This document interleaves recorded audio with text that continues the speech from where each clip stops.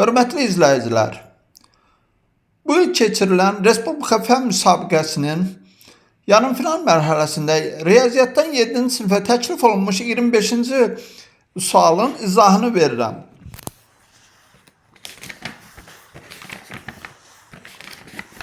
Sual belədir.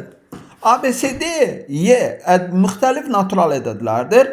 A plus B plus C plus D plus Y 2014 və A plus B, B plus C, C plus D, D plus Y cəmlərinin ən böyüyü M olarsa, M-in ən kiçik qiymətini tapmaq tələb olunur. Ümumi pozmadan fərz edək ki, A kiçikdir B-dən, B kiçikdir C-dən, C kiçikdir D, D kiçikdir Y. Bu zaman biz D plus Y cəmlərinin ən kiçiyini tapmalıyıq.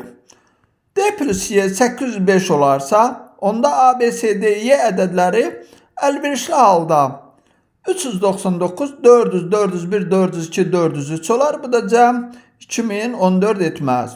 D plus Y 806 olarsa, həmin ədədlər 399, 400, 401, 402, 404 olaraq düzərik. Bu da cəm 2014 etməz. D plus Y 807 olsa, 400, həmin ədədlər 400, 401, 402, 403, 404 kimi düzərik. Bu da yenə cəm 2014 etmir. 808 olduqda da həmin ədədləri əlverişli halda, yəni cəm 2014-ə yaxın olmaqla, həm də A kiçikdir, B kiçikdir, C kiçikdir, D kiçikdir, Y şəklində düzməklə bu şəkildə düzə bilərik. 400, 401, 402, 403, 405. Bu da 2014 etmir. D plus Y 809 olduqda isə həmin ədədlər 400, 402, 403, 404, 405 şəklində düzmək olar. Deməli, tələb olunan D plus Y cəmi 809'dur. Cavab 809.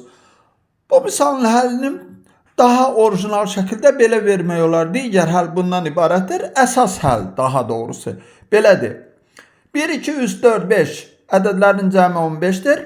0, 2, 3, 4, 5, 3, 4, 5 ədədlərin cəmi 14 olar. Cəmi 14 eləmək üçün yalnız biri sıfırlamaq olar.